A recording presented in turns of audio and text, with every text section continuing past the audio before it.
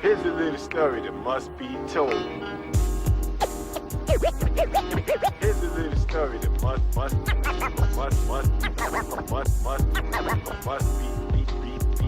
told.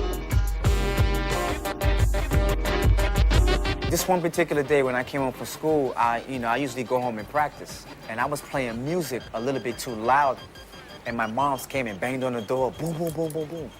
If you don't cut that music down, you're gonna have to cut it off. So while she was in the doorway, screaming at me, I was still holding the record and rubbing the record back and forth. When she left, I was like, that's a pretty good idea. So when she left, I experimented with it, a couple of months, a couple of weeks, different records. And then when I was ready, we gave a party, and that's when I first introduced the Skratch.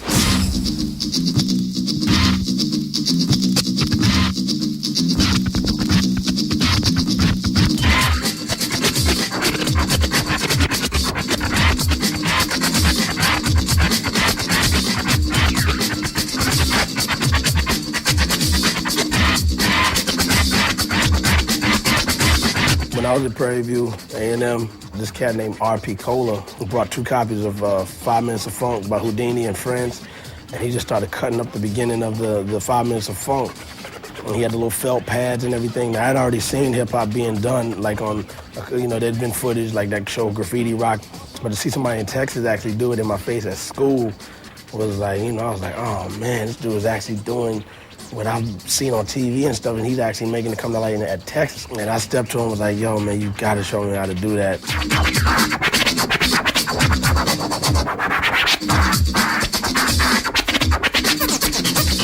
The scratching thing, that's always the first thing that usually grabs somebody. How the hell are they doing that, So it's like, that was me. How are they doing that? So I grabbed my mom's, record, Joan Baez record, and I'm scratching it on the turntable, tearing the shit up out of it, and she's not home, so thank God, but she comes home and there's grooves all beat to shit and the record's all busted.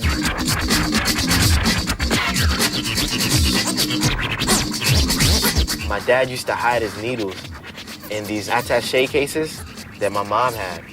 And he would hide the needles there and lock them up.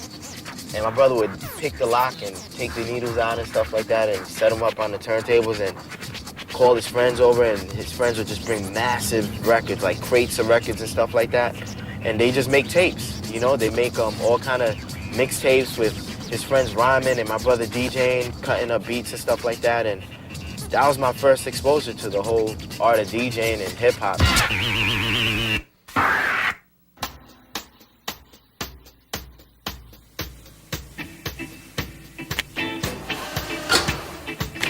A lot of people get rap and hip-hop mixed up. It's 2 totally different things. When you say rap, you say an MC and a DJ. When you say hip-hop, you say graffiti, you say breakdancing, you say DJs, you say MCs, the way you dress, the way you talk, all the elements into one. That's hip-hop.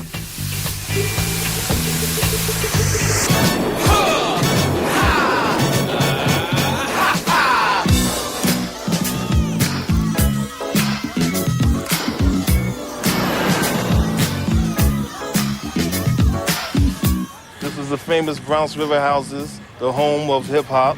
We used to say the home of God, and also Little Vietnam. It was crazy at one time, with even the police when they come in. We had a lot of gang violence happening at the time. Also a lot of social awareness that was also happening at the time. So that's why we started Universal Zulu Nation, trying to take a lot of gang affiliations and turn it to something positive.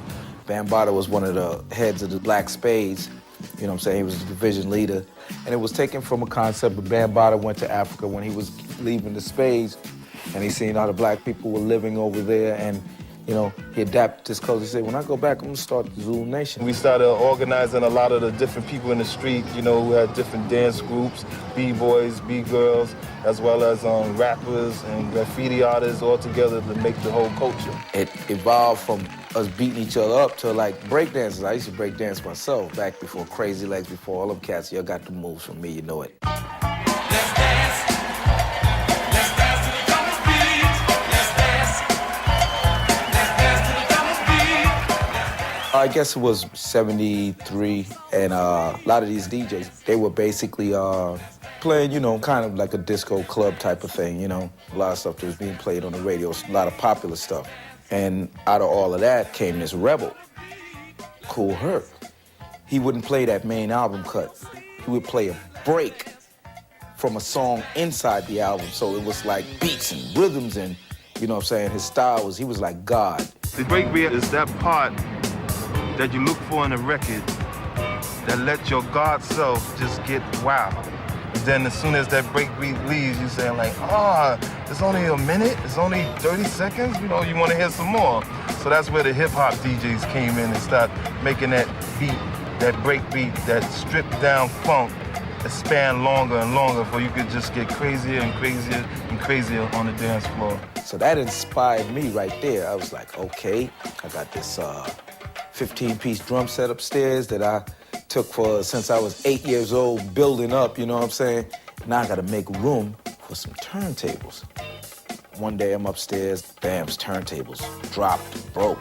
So Aziz, who was one of the original members of the Zulu Nation, he's like, yo man, Bam needs your turntables.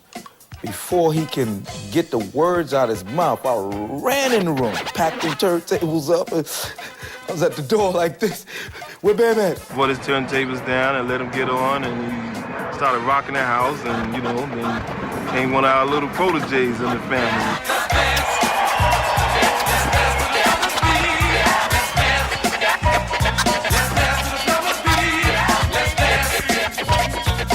We had Jazzy J, Red Alert, Grand Wizard Theodore, DST. All of them had their different characteristics that just blew up the turntable.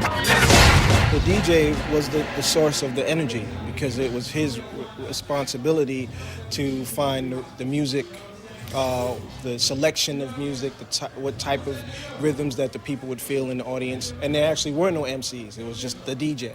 We would never get on the mic and start saying a rhyme. The only time we would pick up the microphone is when we would say, if you own a green truck outside, please move it, or Jerry, your mother's at the door. And it was a DJ who had to give the rites of passage to the MC to even pick up a mic at his set. I was walking down the street just a humming to the beat, and everybody else was a doing the freak.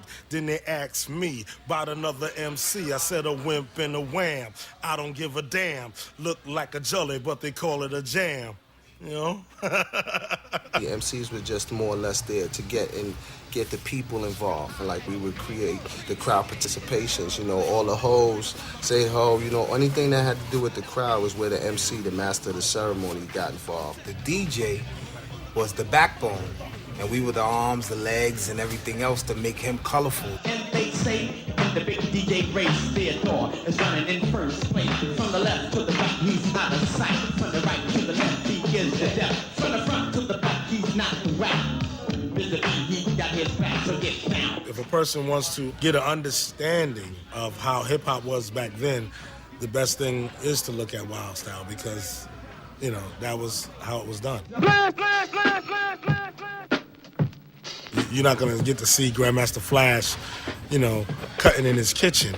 That wasn't like part of, you know, somebody wrote a skit or something and said, well, this is what we're going to do. We're going to have him put his turntables in the kitchen. No, they were in the kitchen. A lot of the clubs further down in Midtown Manhattan, they never wanted to book no MCs or DJs. As time went by and they found out that we were making money, that's when they started booking us. Things started being pushed, getting pushed more downtown. That's when a lot of the punk rockers started coming up, hanging with us and partying among black and Latinos, where everybody thought it was going to be some type of racial violence and this and that. But as Uncle George Clinton said, one nation under the groove. We interrupt this record to bring you a special bulletin. The reports of a flying saucer hovering over the city have been confirmed. Hip-hop. Hip-hop. Hip-hop. I think like 82 maybe was when the Grill opened up on 3rd Avenue down around 10th Street. And I saw a tiny little ad in the Village Voice that said the Cold Crush Brothers were going to be at Negril.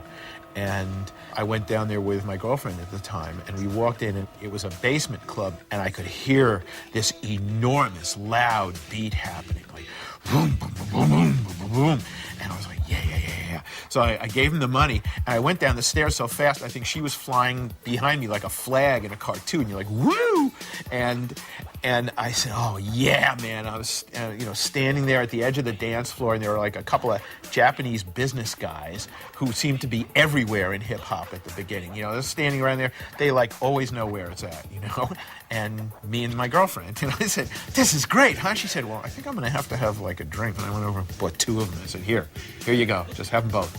And because I was like, I didn't need the drink or anything, man. I was just like, let's go. Because there's nothing in this music that I don't want to hear. There's words that are kind of syncopated and rhythmic, and there's this hot drum track. It's great. This is music I've been waiting all my life to hear, and I didn't know it. We felt so attached to this because this wasn't just something that we did for the money. I mean, we believed in this. I mean, when I left, I could play for 6-7 hours outside. Then when I came home, I set my turntables up and I played for another 6-7 hours. You know what I'm saying? It was something I had to do. It's history, and a lot of people don't really understand what actually happened then, because there's the pre-rap record hip-hop, before people were rhyming on records. When Rapper's Delight came out, it got into the era where the rappers didn't need a DJ. As long as they have a drum machine on the side, you didn't need a DJ. And a lot of record companies wanted to just pay the rappers and not pay the DJs because the rapper's voice is on the record. So what do you need a DJ for? DJs are the ones that put the MCs out there, but then the MCs became the power. A lot of MCs got away from the cultural part and got into all about the Benjamins, and they left the DJ behind. It took a lot out of hip-hop in my heart, because I was one of the rappers who liked to rap to my DJ's feeling. If he felt good, I felt good, and my music was sounding good because he was sounding good, and vice versa. But then when it was it's like you're rhyming on a flat line, not a heartbeat. We're just 3 MCs and 1 DJ, and we be getting down with no delay. The mix master Mike, and what you got to say?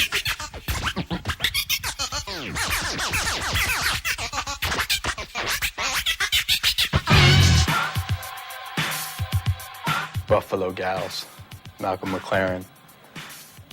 All this scratching's making me itch. Zigga, zigga, zigga. Where's that sound coming from? The zigga, zigga. What is that sound? So one day I turned on the TV. I seen Grand Mixer DST live in concert with Herbie Hancock. Oh, that's where that zigga, zigga sound comes from. Is that turntable moving back and forth. And then I knew that's what I'm gonna be one day.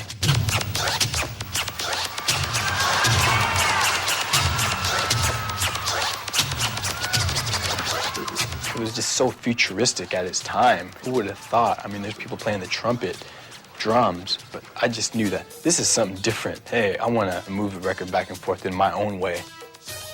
Actually, I couldn't afford turntables at the time, so I bought 2 tape decks. I used to record Halloween spooky sounds or space sounds from 1999, and I would mix off 2 tape decks. And that's where I got my name, Mixmaster Mike. Mike really communicates with the soul of the solar system. And he really, he and a few other, not just know about the aliens, they have the knowledge of having been there. In other words, he knows about Earth because he's here and he's moving around in those stratas just trying to show the Earth people what's going on. But that he's truly a Zectarian.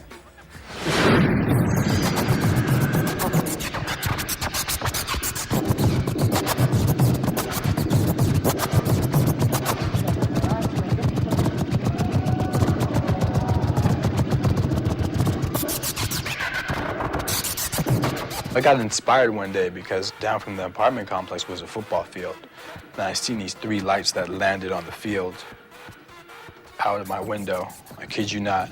And that's where I got inspiration to maybe it was my scratching that caused these light beams to come and land. And maybe they're visiting, and maybe I am actually communicating to intergalactic beings.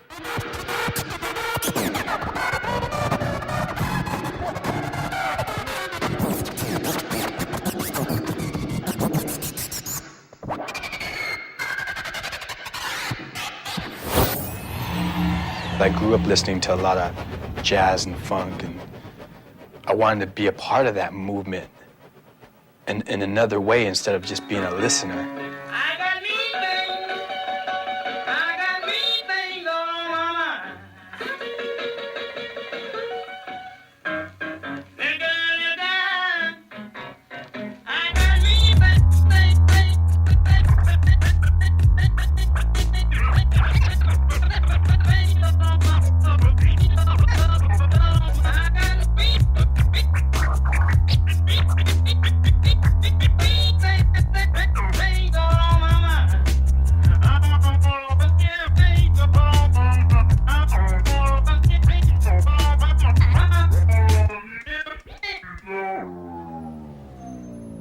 That's Robert Johnson, the Delta Blues. What I got here, this is life-size Qbert. As you can tell, my super physique outmatches this man right here.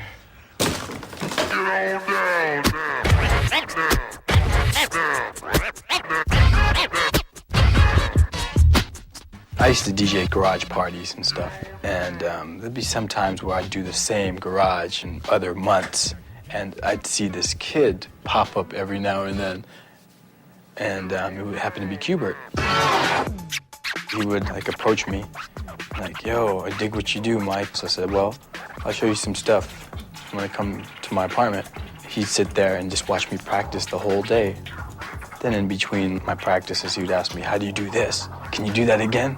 My advice, do not show this guy your Skratch that you found and developed, because he will take that and understand it so much more than you have. You know, he's like the Louis Armstrong of scratching. You know, even everyone tries to dress like him, except me though. I look a lot better. One day everyone's gonna try to look like Yoga Frog.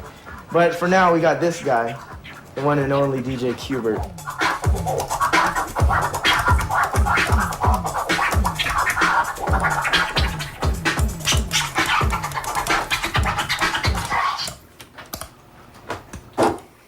This is a fader, so you can just, what it is just on and off. You know, that's all it is. It's kind of like talking, you know, you just speak what you're saying, you know. The more techniques you know, the more, it's like each technique is a word. And so the larger your vocabulary, the more articulate you can speak. Farts, burps.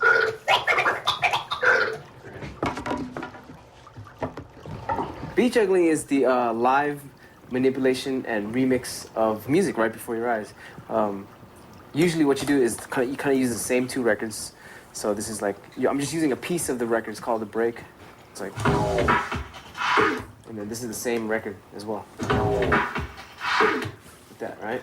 The fader is like for that turntable and that turntable, right? And in the middle is both.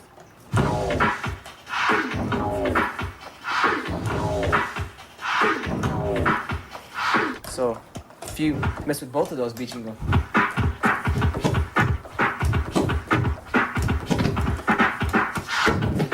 I've always been into music ever since I was a kid. My mom even said when she would play music and I would be in her stomach, I would kick and stuff, and I can't sleep unless there's music on.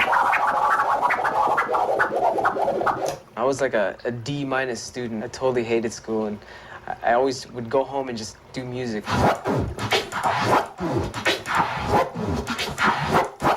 I had a little turntable when I was a little kid. It was one of those Fisher Price turntables, and I used to play it backwards and stuff when I was like I don't know, 4 or 5 years old. And I would always say to myself, wow, I wish I could record my voice and put it on record and see what it would sound like if I played with my voice. Now you be a DJ. Scratching really came to me when I heard, I guess, Rocket. DST was the first one to use that sound. You can gauge a DJ's skills by when they use that sound. It's kind of like if you can gauge a guitarist's skill if they just use a plain acoustic guitar and see what they could do with it. You know, so this is like the plain sound right here, or this one. Scratching is like, to me, it's like some other kind of intelligence. Me and Qbert used to practice. That's where we made up the question and answer. I'd scratch the question, and he would give me an answer. And so we didn't even have to talk to each other for a whole day. I remember one time he moved away, to another city. And I was like, damn, how am I gonna bite it? How am I gonna, how am I gonna get his ideas? So I imagined all these, like DJs from outer space, like what would their style be? He took that and just like went in his own world with it. Since Earth is like, it's like kind of like a primitive planet, what about the more advanced civilizations? How does their music sound? So I would imagine it, whatever they're doing, and I guess that's how I would come up with my ideas.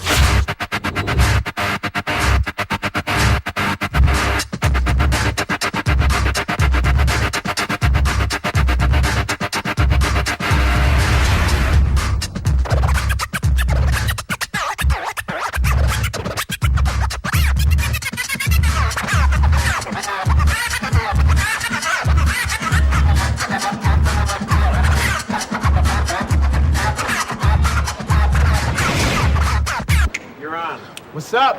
We are the Bulletproof Skratch Hamsters. Changed our name to the Space Travelers. And, Why is that? We changed our name because of DJ Mars. And we don't give a fuck, actually.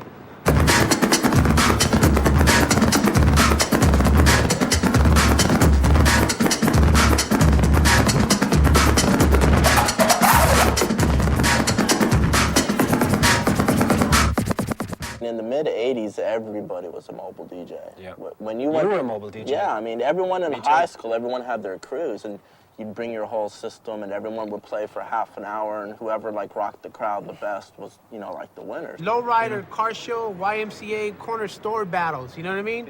School DJ battles, block parties and shit, For real, man, I used to do parties.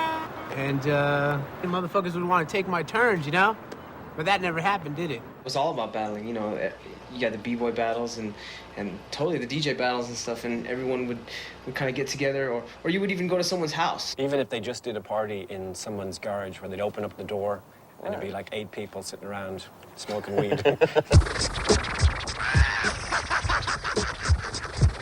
that motherfucker warm! It's getting hot! It's getting hot!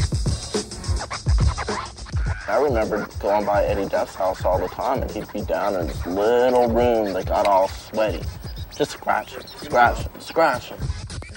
a little warmer!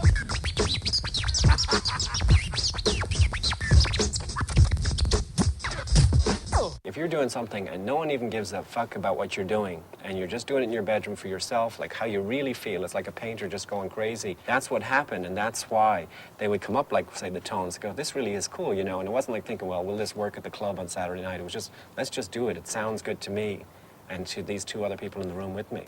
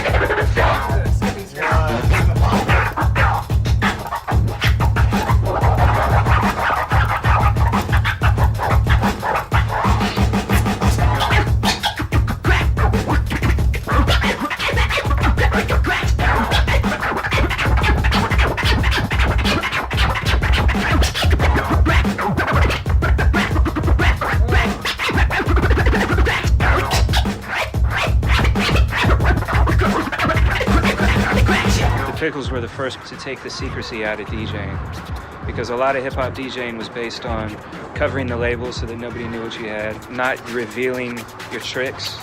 And I think the Pickles were the first people to just be like, hey, here's exactly how to do what we do. We want you to go out and do it better so that we can learn from you. That to me was like that was a giant step forward. And they were so far ahead of the time that people, a lot of times crowds would just be like, damn, They won battles, that's what they did. And that's why they became so well known. I mean, they're incredibly talented, but that was something that sort of put them on the map. What made it unique was we all had our own individual styles. I was into like scratching horns, and Q had this drum. I was just scratching some drums, practicing, and then Mike comes in with the horn. I don't know, he just walks in the room and says, ooh. And he started scratching with a horn, and from there, Apollo came in and said, whoa. Apollo came in with the trumpet stab, and that's how it started. We looked at each other while we were doing it. Sounds like a band, right, guys? Yup. Sounds like an actual band.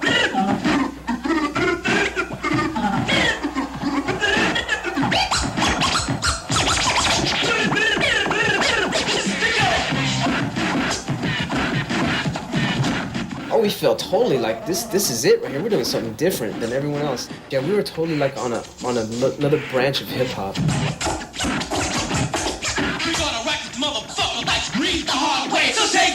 I guess in the early 90s, there really weren't DJ songs on albums anymore. And actually a lot of rap groups didn't really even have DJs anymore. That's the scene that we were like totally not into. We were totally just all DJ kind of band and stuff, you know. I mean, we love the rap and stuff. It's just that what they were doing with the DJs in the background, and they were just filling stuff. I was like, yo, this is not. We just totally blocked it out, and it was just, we were in our own world. We were like on Jupiter or something. But when David Paul came, he was like, yo, let's make an album, just a DJ album. No MCs, just y'all shining. They were like, all Skratch an album. What are you doing? The return of the DJ. Oh man, it definitely opened some doors, and it opened our minds. Up until the return of the DJ album, my goal was to DJ for a popular rap group and be on stage with someone and be in videos and stuff like that. I never thought that I'd end up having my own album and that I'd be able to exist as a musician without the presence of an MC. And Return of the DJ was like the start of that. Start up the phonograph. This is dope on plastic. This is Rob Swift. You're in Jackson Heights, Queens right now, and that's basically where I was born and raised.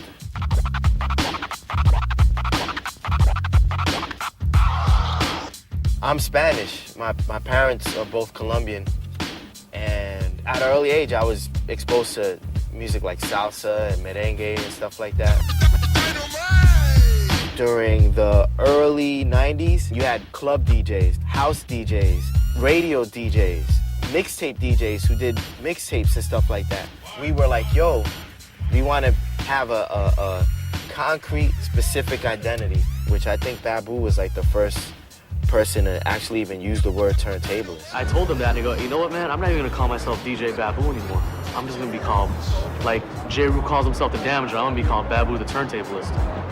And that's what it was. It was something I'd write on my mixtapes. It was something I named myself. So and then all of a sudden it just went, just scattered, you know. He dropped it a few places here and there. Yeah, we're turntablists. To me, the original turntablist is Grand Mixer DST. Not only was he an integral part of the song and the band, he was like the highlight.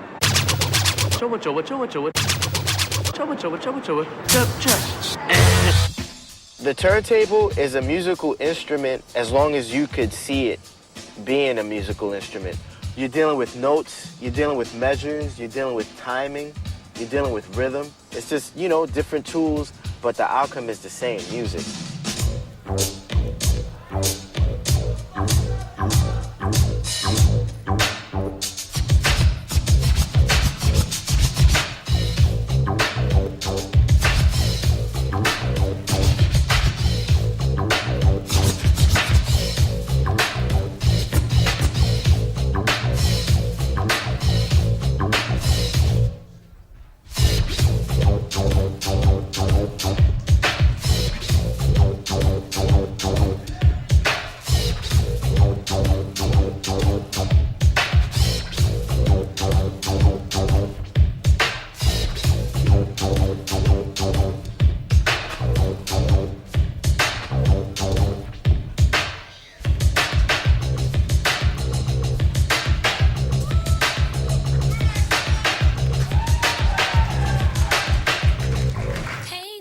just play that song, keep on scratching all night. Hey DJ, just play that song, you have me itching all night.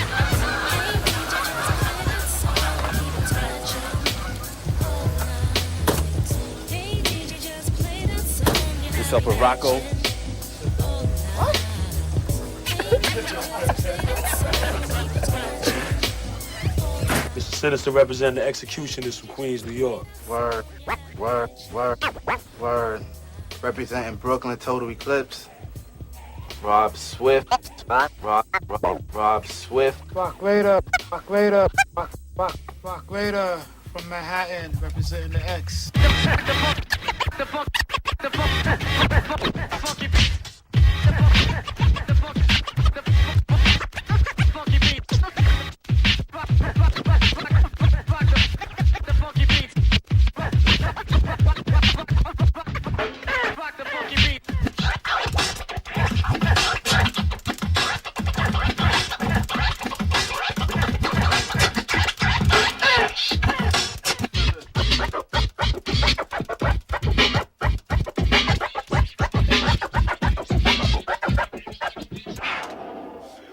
Sometimes you just bump into different things that might sound good. Like, that's what it is freestyling. So right now, we was freestyling. We doing one thing that sounded really good. So we figured we could probably incorporate it into something else that we're doing. Word. You know? All good ideas happen by accident.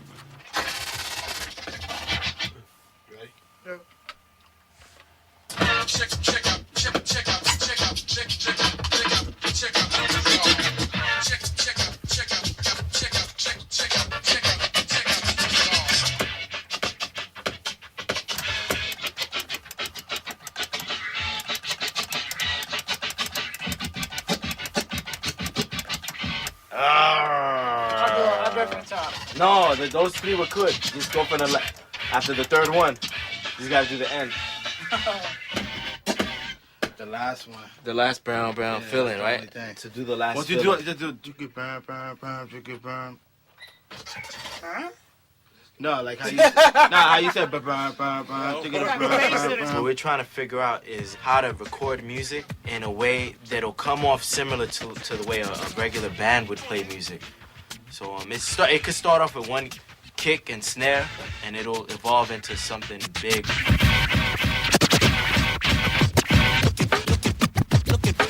Looking for a style like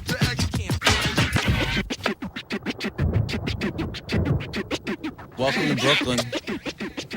Guys can come in. This is basically a rub, so it'd be fresh. It's a tool. It's a method of transcribing scratches. It's helpful if you're trying to convey your composition to someone else. When I started doing that, I brought it to the DJs, Rob Swift, Babu, and they're like, oh, this works. So then I felt, okay, I got to develop, and that's where it is now, where we got this little booklet. This is a routine that Rob Swift did. If you follow along here, it's scratch, chin, scratching, boom, scratch, chin, boom, scratching, boom. What is it? What this is all about is the art of mixing. It's analog. It's right in front of you. They don't need a delay line. They're creating delays with beat juggling or with moving the fader in certain ways to stagger things and to stutter things and to manipulate time with your hands.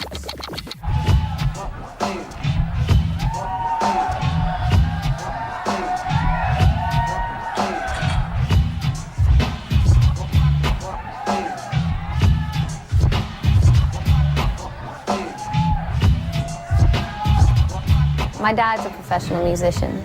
He wrote the Have a Coke and a Smile jingle. I don't know if you remember that, but so I get a lot of my musical background from that. I had like a traditional music upbringing. I was always in the band. I played piano and drums and started drums when I was 7. And just all through high school, marching band, snare drum, I can read music, I played trumpet. But with the scratching, I had just heard like wicka wicka, you know, like really easy, simple stuff. I was like, oh, anyone can do that.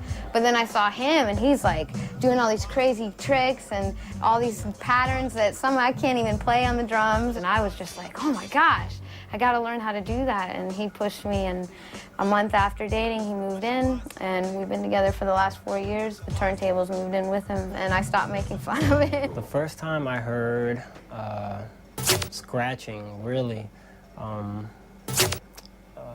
Probably was like Rocket.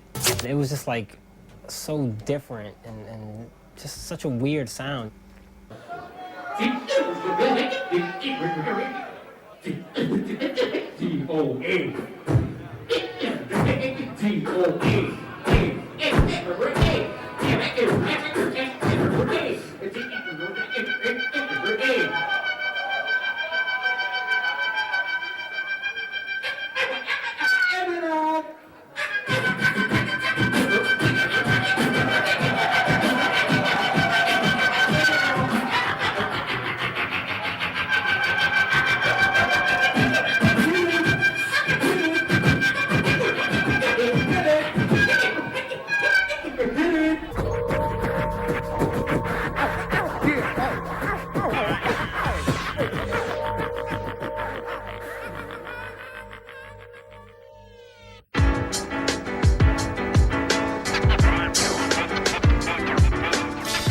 Yes, there was hip-hop, and it started like, you know, when it started, but my mom had the actual records, and hip-hop just showed me how to play those records. See, it's two of them. Circle, circle. I don't have a mixer. When I bought my first set of 1200s, I woke up the next morning and I looked at them and I said, oh no, what did I just do? I just spent a whole lot of money on turntables. And then as I began to gaze at them, I said, wait a minute, I can make this work. And I read some theory book, but they said if you practice for 1 year and give up everything, women, wine, song, everything, you give it all up, you would be the best at what you do. And that's basically what I did. Day in, day out. When I go to work, he's getting ready. When I come back from work, we're still practicing. When I go to sleep, still practicing until I say it's enough. That I can't take anymore. Or else I'll break the needles. Okay? I'll break the needles and then you can't play anymore. Watch out. Steve D, Johnny Cash, and Sean C.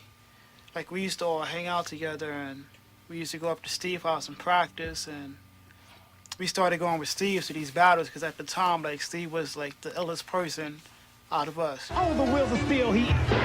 All the wheels are still. The wheels are still he is. All the wheels are still he is. Still he is. All the wheels are still he is. Still he is. All the wheels are still he is. Steve D, the founder of Beat Juggling, and Steve D helped me realize that once you think you've reached the limit as an artist to what it is that you do, once you believe that, someone's gonna come along and prove you wrong.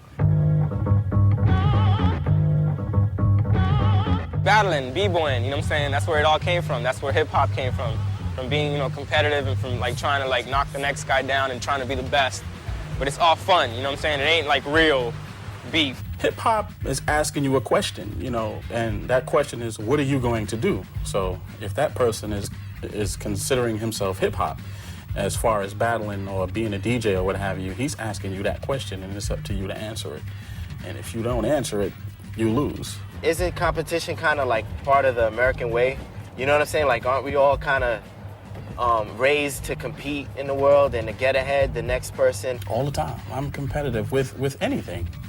You know, I want to be the best at whatever I can be. If it's drawing a straight line, I want to be able to make the straightest line. Because, you know, growing up in Harlem, you know, you have to be tough that way. Understand, this is the motherfucking DMC. U.S. Finals. Somebody gonna leave here and go represent for the U.S. DMC stands for Disco Mix Club. It was a house music competition, and then DJ Cheese from Plainfield, New Jersey, who was the '86 world champion for DMC. When he entered that year, he introduced scratching into it and changed the whole battle. And they went along with it and let it be a hip-hop battle.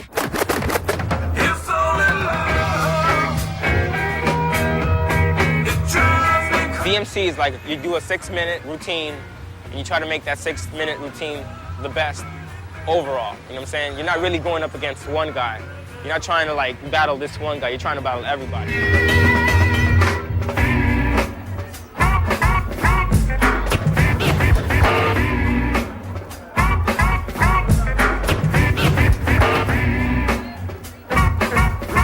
We did 12 heats this year.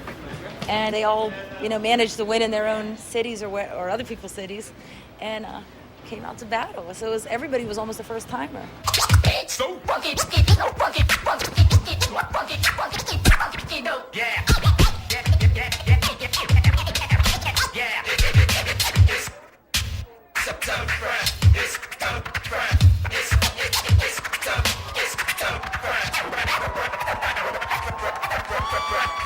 Back in the day, DJ, it was mostly like, you'd mix. If you could mix two records, just blend records, you were cool, and you might have like a little, double beat here and there, and then scratching came along, and that was the big thing, Scratch. Oh, if you could scratch, wow, you could scratch and mix. Wow, that's pretty good. Transform. Yeah, if you can transform now, wow, that's another plus. But then it just went bananas when people started beat juggling and then flaring and just crap. Then after that, then became body tricks. When I won the DMC World Finals, Rob was like a big time help to me right at that point. Like I used to come into his house, practice, just put my set together. Like we were just putting our song together. We just thought like, hey, it'll be dope if you do this at that point, and just a lot of input, a lot of help.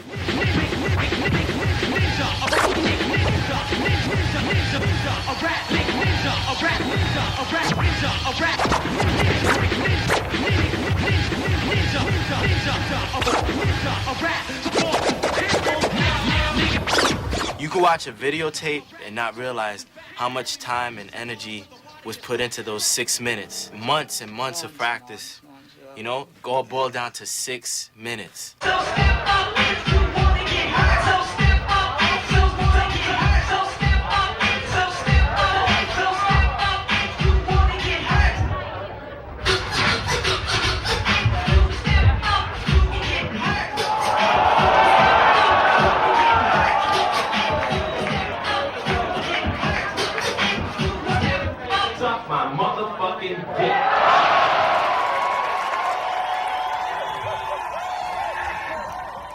Once you get in front of the set and it's like, you're going to compete against him, I'm not his friend anymore. I can care less. I'm going to eat his kids. You got to try to act like you're the number one, but it's all an act, you know what I'm saying? Inside, I get nervous. You can do your routine 100 million times in your room. You get in front of like 500 hardcore hip-hop fans expecting to hear something. You can crumble pretty fast. You can be DJing and scratching, your record skips. Oh shit. Yeah. You could go to move the pitch control, your arm hits the needle. Oh shit. Oh shit. Oh shit.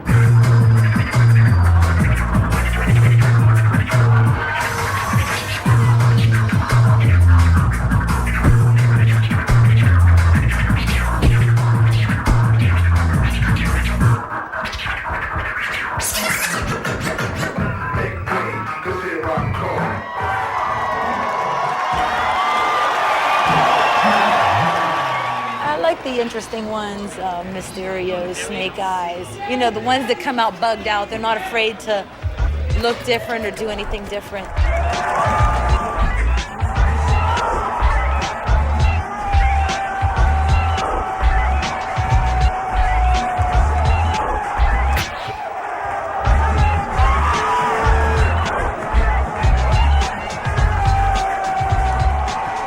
Competition's a way to get seen, as opposed to just DJing out in the street, in the park.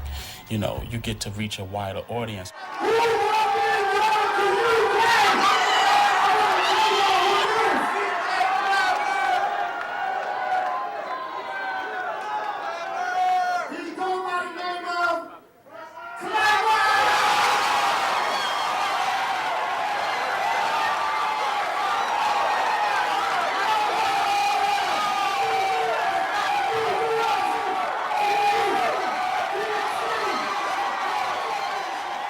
The winner from tonight, he goes to DMC World Championships and he battles through the eliminations to see if he places, which usually US DJs do place. And then he'll eventually go up against Craze.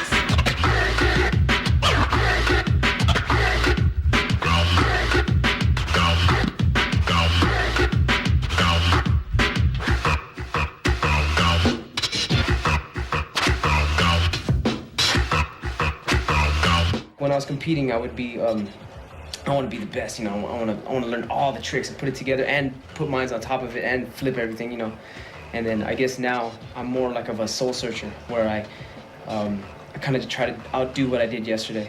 and kind of just do it for the love without competing against anyone else but myself now. They just get over it. It's so stressful, and it's too much. It's too much to like stress all year, planning the routines. Even Craze said it, you know, after this third time, he's done, whether he wins or loses. And 20 years from now, I want to look back and I want to be like, yo, I had fun when I was like 20, and I was doing all this crazy shit with the turntables and stuff. I don't want to look back and be like, yeah, man, I was representing.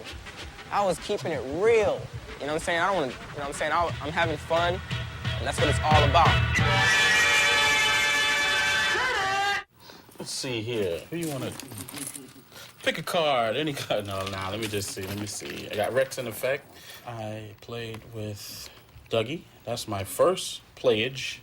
And then Toshinobu Kubota, Toshi for short. Then there's Guy, Luke Skywalker, both times with 2 Live Crew, Blackstreet. It's all fun when you DJ with a group because you get to showcase you. If you ask some of the turntablists, you know, what groups you DJ for? Huh? What group? You know what I mean? And it's like you can't tack any medals onto the trophy that they may have that's sitting there. It's like they didn't go any further, you know, and I think that they need to get, if they want to elevate the art form, it has to be on a bigger platform. You know what I mean? With whether you're performing in the studio or performing with another kind of artist, just take it there. 10, come on, 9, come on, 8, come on, 7, come on, 6, come on, 5, come on, 4, 3, 2, 1, rock. Without any further ado, give it up for DJ Qbert and DJ Qbert.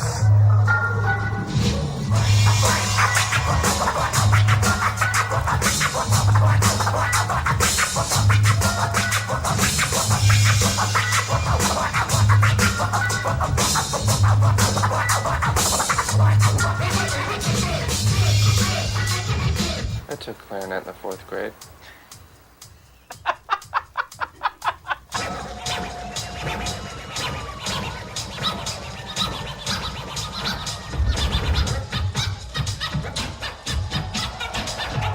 I got my first drum at 5, and then I started playing on a set at 11, 12 years old, somewhere in that range. Then I got into turntables, or then I got into beat making, then I got into turntables, but I don't know how to play anything, you know, I don't know how to play the piano. Anything melodic, I don't know how to play.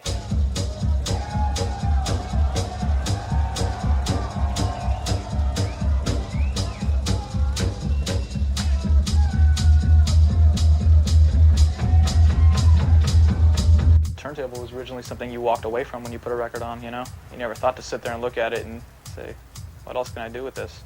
You're not supposed to, you never were supposed to touch it. Yeah, it was so... You know, your parents were like, don't touch the turntable. Yeah. Don't touch the record. You're going to ruin it.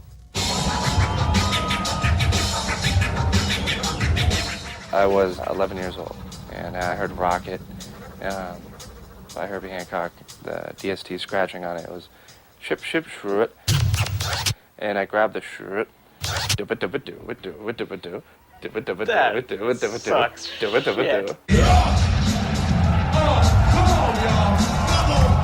Now you know us, but it's not the cold rush. For MCs, so we hate the furious, not the force MCs or the brief or treacherous. It's a blast from the past, from the moment we bust. From whatever we touch, we hold platinum plus. But if I shit go rust, still I got we trust. Cause it's the second coming. This lay a rhyme so stunning. And keep it running. And give a shout out to London. Keep it on.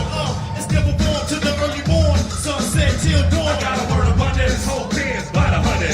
Top speed, guaranteed we still running. Fasting, good for terror tactics. Why you whacking plastic? Treating all your bands like fanatics. Up a bed, coming in tight, they come up where? Fuck a bear. Pressure looking beware, look we get there.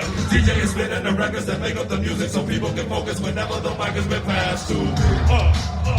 Jurassic creates songs with each other. We go about it in different ways. A lot of times, Cut or I will have a beat, and we will come to the table with a beat. Are you guys feeling this? Yes or no? Sometimes they're in here writing it, sometimes they write on their own, sometimes they write together. There's been tracks where the beat's been playing in the studio while everybody's just vibing out, just talking. There's times when we don't really have the rhyme, or the guys don't really have the rhyme together, and they lay down this mock track just to see how it goes, just to get the patterns and the fluctuations and everything.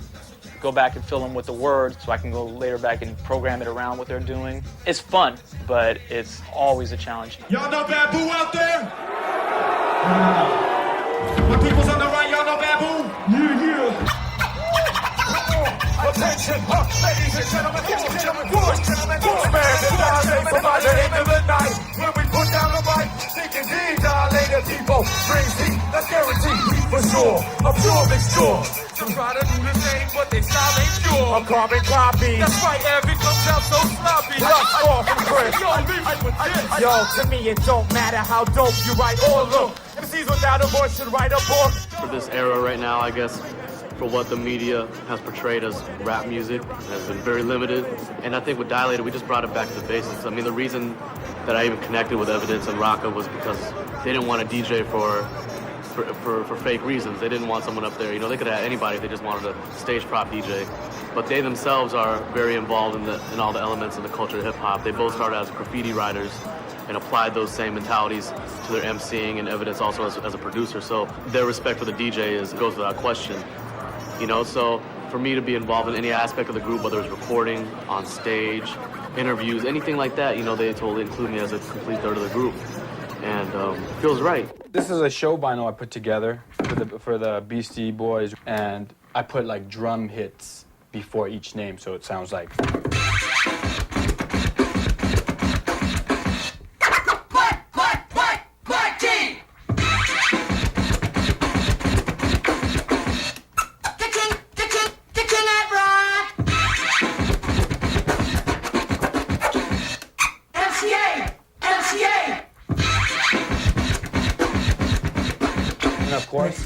And of course, Mix master.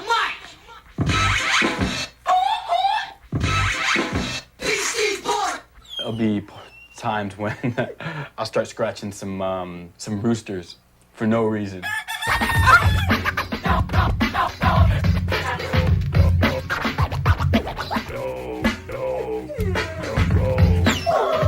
Just totally flip them out. You know, it's like I'm their maestro, and it's like whatever I throw in, they have no choice. They have to rhyme over it.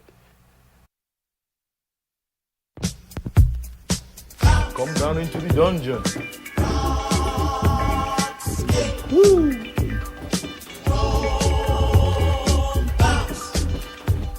This is basically more or less the bulk of my collection. I got records dating back from the early 30s, you know what I'm saying? Got some vintage hip-hop, even got a little Chuck Berry right there. Chucky, baby. Yeah, I got 300,000 or 400,000 altogether I have in the house. Doubles of a lot of things, you know, rare cuts and some garbage. I know so many breaks, man. I mean, I'm a walking encyclopedia when it comes to breaks, you know what I'm saying? Hip-hop, in the hip-hop world, they don't get too much by me, you know, I know it all. I know it all and never sleep. Yeah, classic, Planet Rock. One particular thing that I remember was going to see Africa Bambaataa Planet Rock. And Jazzy J was so funky, it was great. Moving from one break to the next, cutting two records together, it was just wonderful.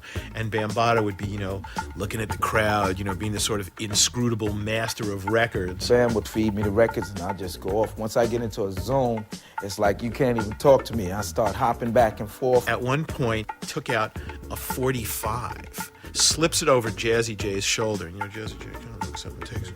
Bam would point to the line, play the second cut. Play the second cut, the break is right there. Puts on the 45, and this break comes to the end, and then voop, voop, voop, boom, and he lets it go. And I was sitting there, I was like, wait a minute, what? And it was the opening break from the Shirley Ellis record, The Clapping Song, which I think the last time I heard that, I was 9. And I really liked it when I was 9. And all of a sudden, everybody's dancing to this funky break, and I thought, that's fucking amazing. Africa Bambaataa, master of records.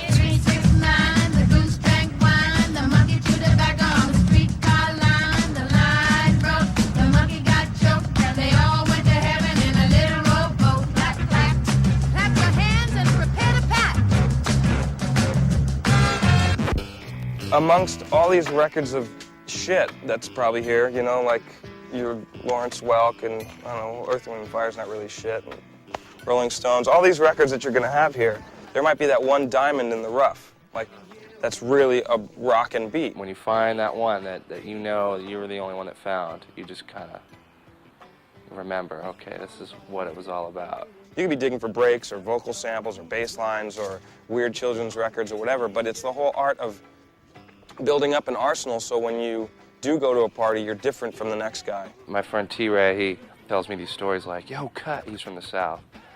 He's from South Carolina. He's like, yo, Cut, you know, I could go into a town and just, I could just smell the records. It's like, I pull in and oh, honey, we gotta stop. There's some records in this town, you know? You're digging all day when you find that one record, you know, it's at the end of the crate, you're dusty, you stink, you know? And it's the whole culture. I mean, it's that whole, like, you got it on vinyl? You got 2 copies on vinyl? It's like that always thing you're asking. It's like your drug. You got that? And this happened to me when I went to North Carolina. Okay, just look in the yellow pages under R for records, and we'll find stores. Phone page is ripped out. Somebody got there before us looking for records. I talked to T-Ray, and he was just like, oh, yeah, man. Oh, no, you won't be able to find a phone book with records, you know, listed in there, because I tore them all out already. So I'm like, oh, man. DJ Shadow. He's the king of digging. No one's iller than him. He's got a keen sense. He's got the spidey sense. He comes here regularly and spends the day usually going through the records downstairs. And he's been coming here for a long time. And he always comes up with a big stack of records like that. We don't let just anybody downstairs, so he does have a special relationship in that sense. This is just, it's my little nirvana. And being a DJ that I take, you know, the art of digging seriously. And this is just a place I've been going to for 11 years. It's just an incredible archive of music culture. And there's the promise in these stacks of finding something that you're going to use. And in fact, most of my first album was built off of records pulled from here. So it has almost a karmic element of like, you know, I was meant to find this on top, or I was meant to pull this out because it worked so well with this. So it's got a lot of meaning for me personally.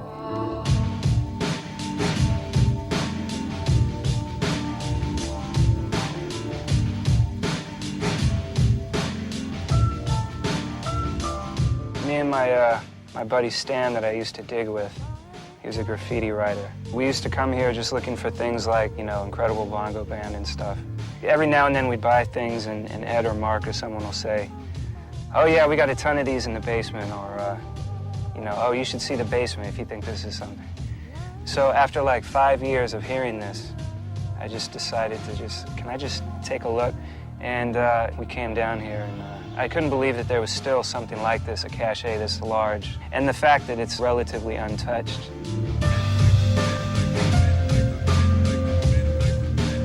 Just being in here is a humbling experience to me because you're looking through all these records and it's sort of like a big pile of broken dreams in a way. Almost none of these artists still have a career, really. So you have to kind of respect that in a way. I mean, if you're making records and if you're a DJing and putting out, you know, releases, whether it's mixtapes or whatever, you're sort of adding to this pile, whether you want to admit it or not. You know what I mean? 10 years down the line, you'll be in here. So keep that in mind when you start thinking like, oh yeah, I'm invincible and I'm the world's best or whatever, because that's what all these cats thought.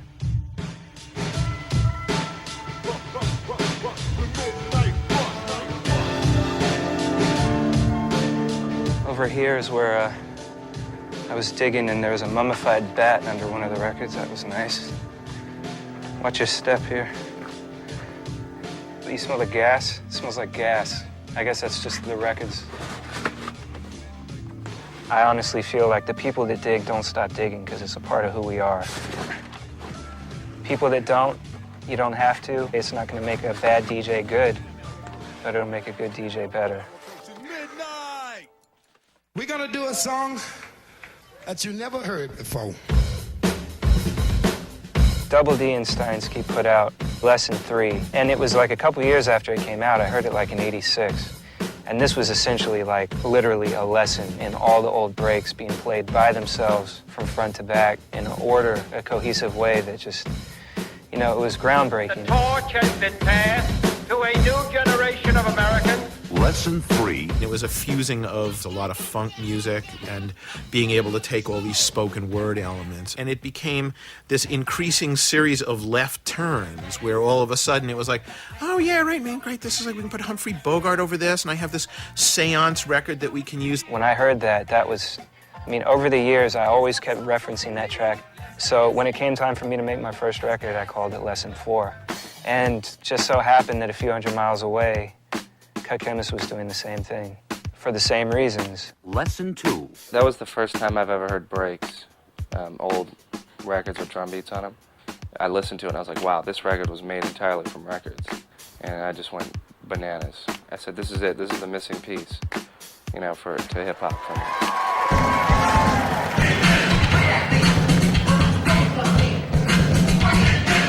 So it's sort of like a once-in-a-lifetime thrill for us, because we flew in Steinsky to join us on stage for a Lessons kind of reprise. We're trying to use all the original records. I'm like a radio DJ, you know, as the first record ends, the next record begins. And these guys, they knew that these were studio creations. And they kind of looked at them as, oh, yes, this should be able to happen live, which is amazing to me because we never even thought about that. And say to them, what does it all mean? A lot of the groups that I was brought up on, from the Commodores to Earth, Wind & Fire to Al Green, Curtis Mayfield, all that, the sounds that they did back then, they don't do them like that no more. They started getting into the computer generation and newer equipment, and that style died, and the funk just didn't sound rugged like it used to. It's something about that, just that beat, man. It moves you in a certain way before you even hear vocals. It's a driving force.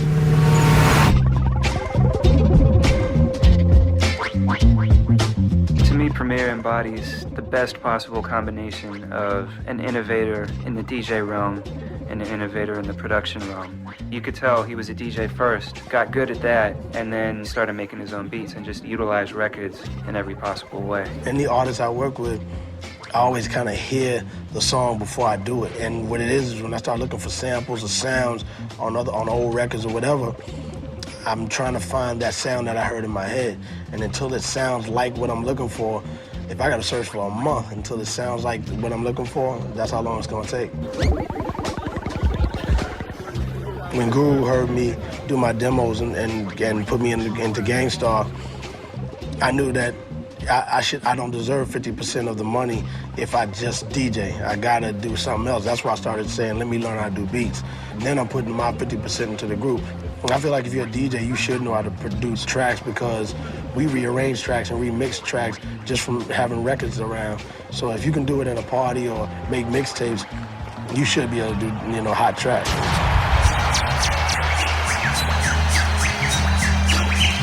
What's up, California? What the fuck's going on, California? Yeah, that's my man DJ Qbert. I am the guru. We are gangsta. Take this for example, young niggas want rap in the life you're living. You can't ask them. It starts with the young ones doing crowd for fun. If you ain't down, you can play it out, son. So let's get a car, a fly whip. I never wanted to be an MC. I rock the mic when I'm on stage and I command the crowd and I do all that because I learned from the old school and how they get a crowd to cooperate. It's a certain way you have to talk to them. I can say, come on everybody, let's get your hands up. Hey, you're gonna sit there, but if you say it to them like, yo, blah, blah, blah, and you kick it to them with the proper attitude, they're gonna wanna get down with you. They might say that we're a menace to society, but at the same time I say, why is it me? Am I the target for destruction? What about the system? A total corruption. I can't work at no fast food joint, I got some talent, so don't you get my point? I'll organize my niggas and get crazy. Selling D-R-U-G-S. If I chose to be an MC, believe me, I'd probably have to go through a lot more drama than I do as a DJ because of the fact that the MC is more vocal. So when you're speaking a voice like that and you're selling over 100,000 albums, you're touching so many people. They're taking what you're saying to them and they're hoping that you are what you talk. And I tell it to Guru every day, yo, let's be about everything we drop because we're gonna get tested on it. If the people on the street don't test us on it, God's gonna test us on it.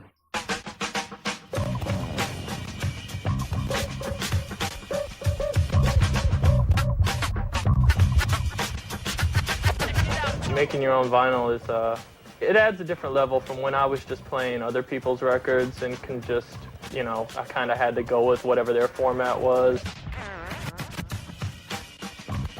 I've got this record that I put out that I made where it's nothing but guitar tones. And it's a whole octave.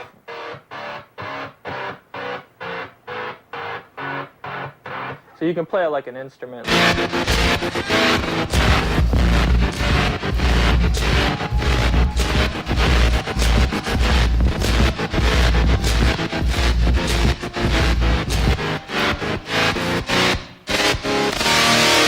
That's kind of evolved. People used to not like vinyl that was kind of set up for DJing because they thought it was cheating.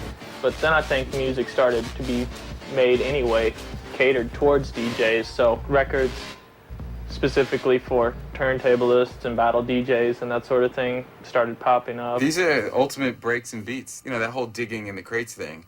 These kind of like helped a lot of guys find those breaks that are just not around. This was an opportunity for them to just like have these. There are hundreds all over the place.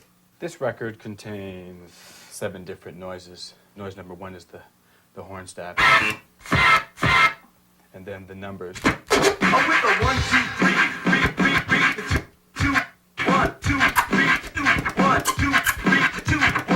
1, 2, 3, and then the tweak tone, and then the crash.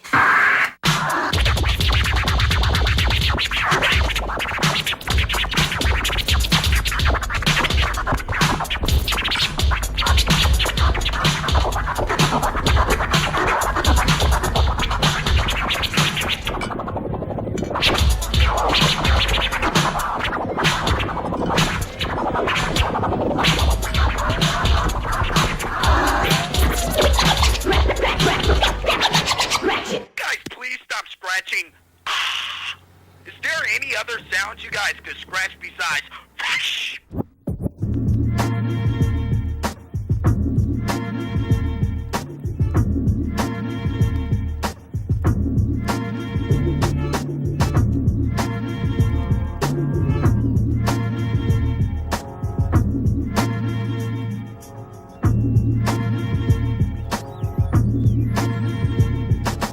Ease off the toes, my man, take it easy.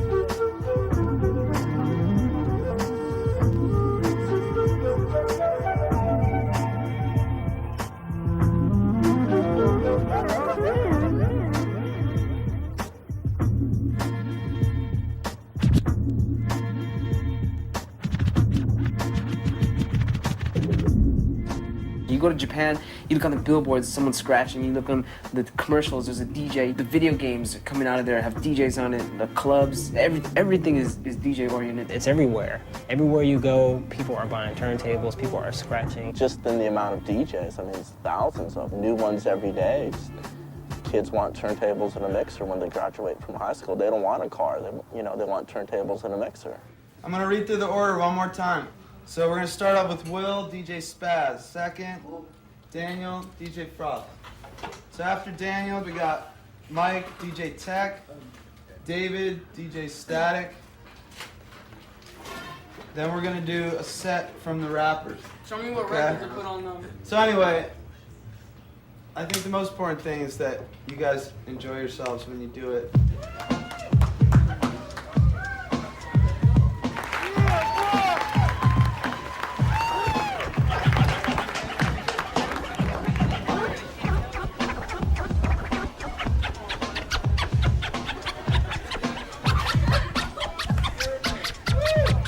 a good thing to do with kids because they can put a record on and they can feel like, all right, you know, I'm making music. And so, you know, they can just come on the first day and be successful.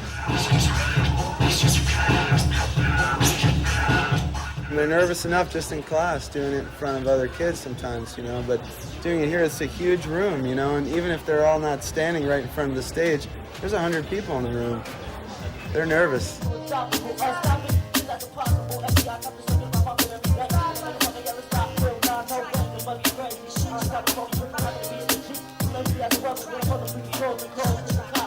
It's cool to be the one controlling the crowd, you know what I'm saying? All the kids around me in my class, they say, oh guys, you gonna DJ the next dance? I said, yeah, I'll be there.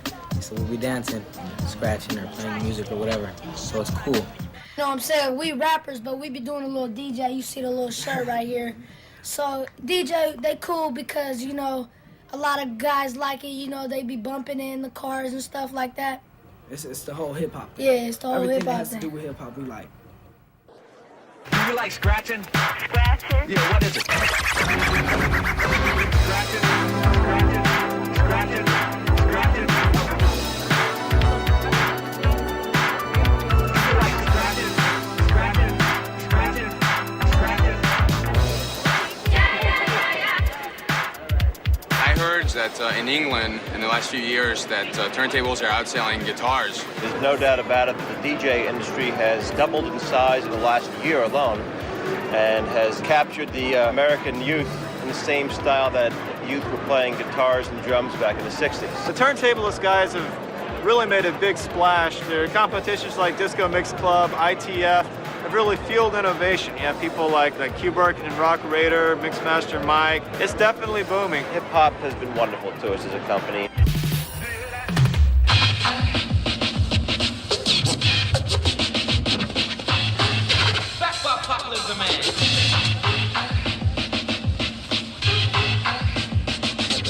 When they have a demonstration, you know, it's just the area is packed. You know, there's people standing all over the place.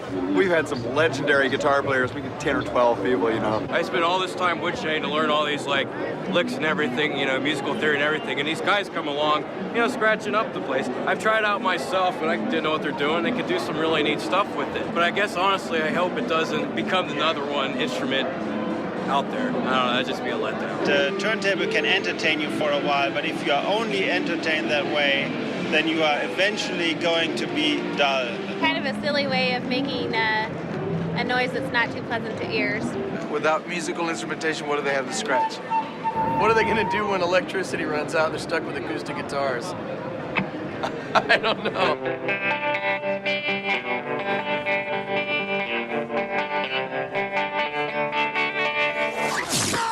Let's get a record. Regular record, any record will work.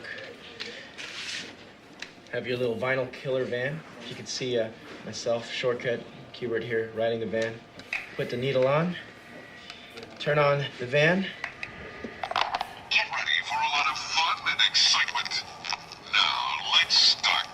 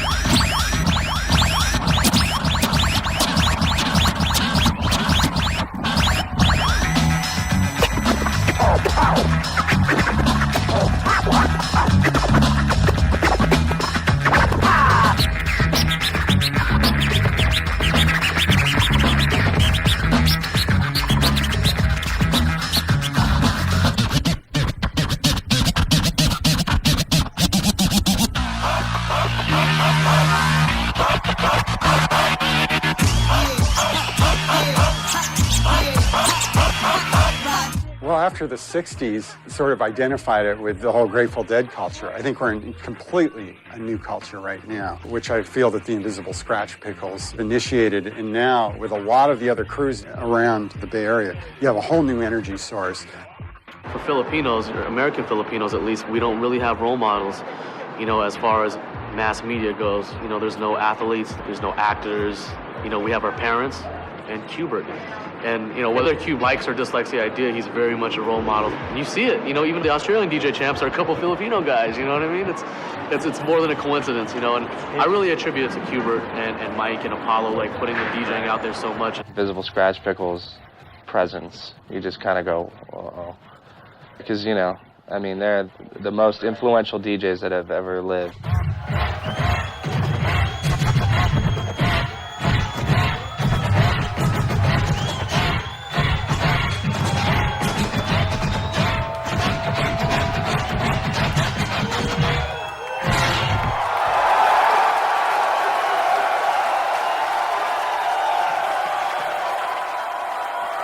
Thanks a lot, San Francisco. They're disbanding as the Invisible Skratch Pickles. They're not going to use that name anymore, and they're more going to sort of just do like solo things. And it's like the Sex Pistols. It was like they broke up at the peak. It was perfect. Yeah. Or Operation IV. The day their album came out, they broke up.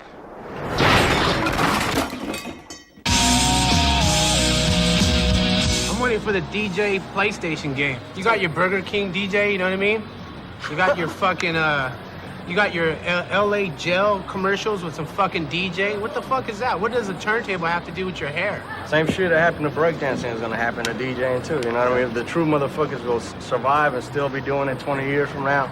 And then there will be all those fools that jump on it for, you know, for the trend of it. That's the whole thing. We got so kind of tired of the MCs. Fuck you guys, you know, we're gonna do our own thing. But now we're kind of screwing ourselves because we're almost kind of doing what the MCs were doing. We're taking this DJ thing, and no one's pushing the boundaries, and everyone gets up there and they just do their little da-da-da-da, and they go to the next guy, and he does his little deal. No one's throwing in any originality, and we're just kind of getting typecast into this, oh, that's turntablism, or that's turntable music.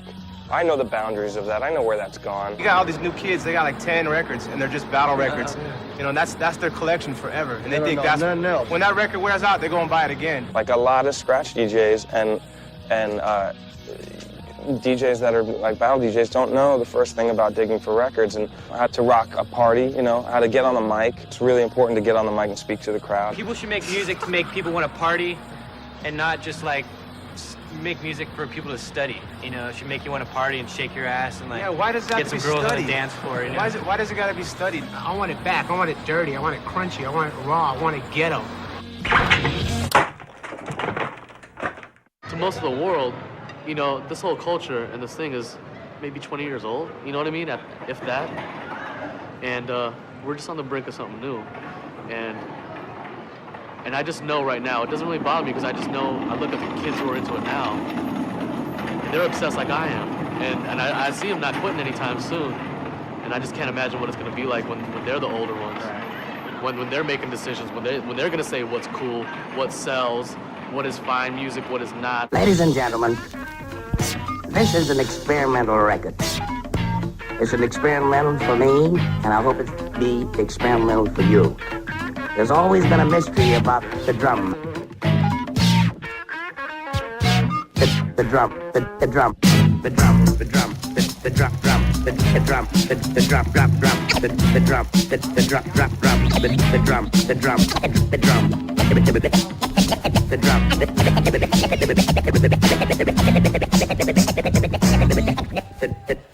The drum.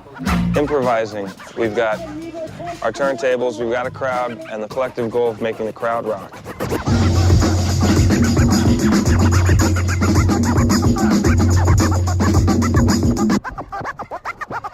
There's DJs that'll rock a party, and there's DJs who can really cut well.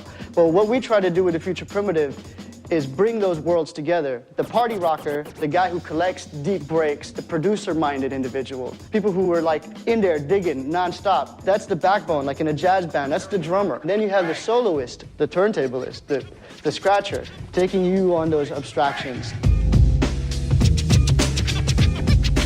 3, break!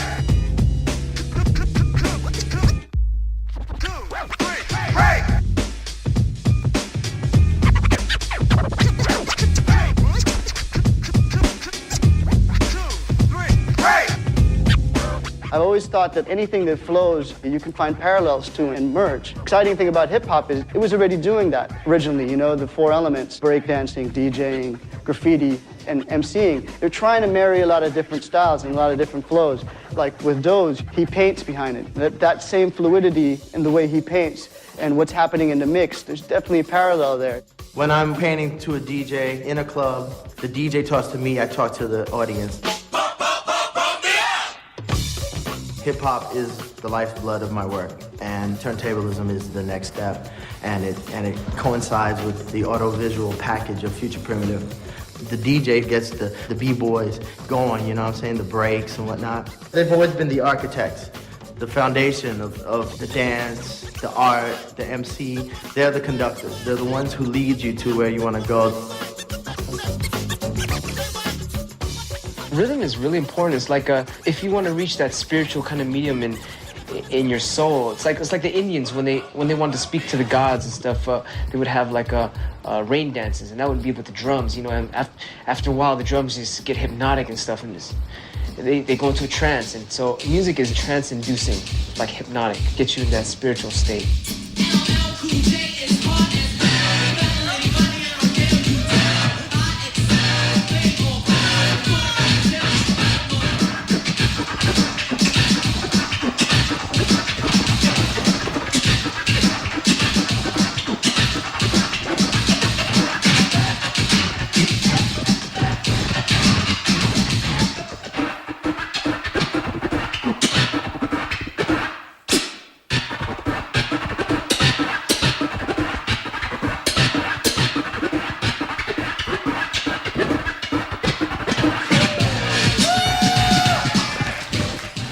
The zone or a nirvana, you know, you just totally just all into it, you know, you're just getting the whole. It's like you're not playing the instrument. It's like you're the instrument and the universe is playing you. It's some kung fu stuff. I don't know. It's just you're just in there and you don't feel it. You're just flowing. Nothing can stop you.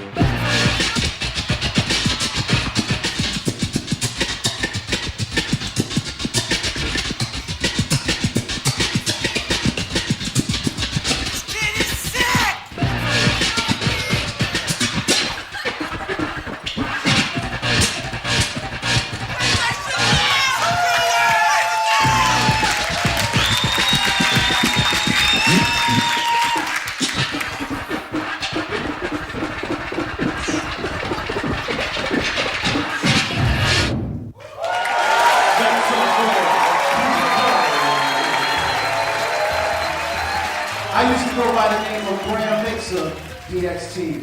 And tonight, I want to knight my brother, Qbert, with the Grand Mixer. So Qbert,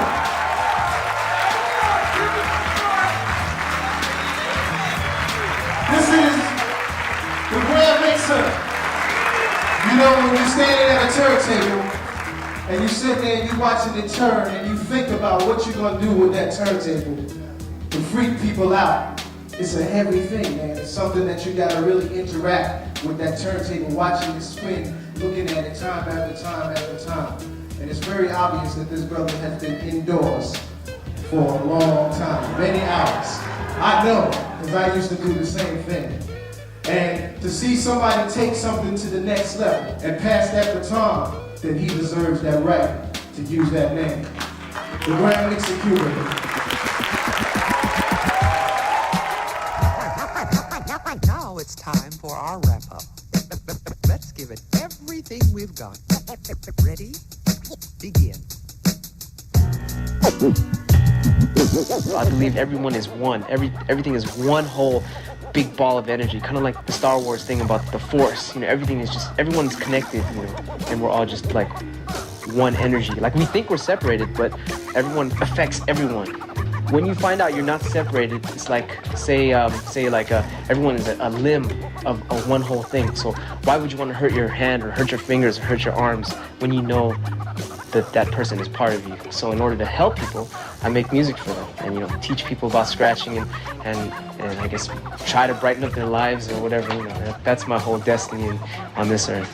Qbert and Mixmaster Mike, and they all tell me, hey man, when we saw you, that was it. And I know that I've affected the population of the planet Earth. That's a great feeling. I feel that people today are realizing that what they're doing now came from somewhere. In order for it to go any further, it has to go around the 360 in order for it to go even further. And I always say, you have to know where hip-hop's been in order to know where it's going. You have to. You have to. Well, I always know things goes into cycles, and it's all coming together. I just hope to see it be intergalactic. Since we are becoming galactic humans, we're trying to get to Mars and Jupiter and all that, so I'm ready to see it on all the other planets in our solar system. Not the 9 planets, but the 12 or 13 that's out there. That's what I'd like to do with turntables. Show the world that, there's something really cool out there, something different.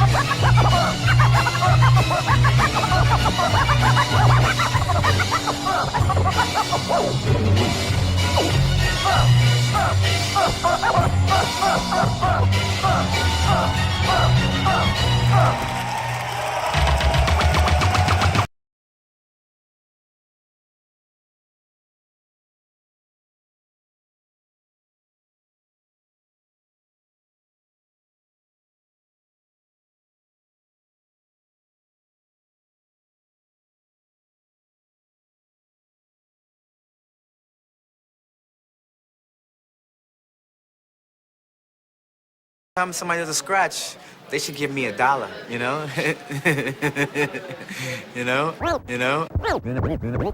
I really feel that.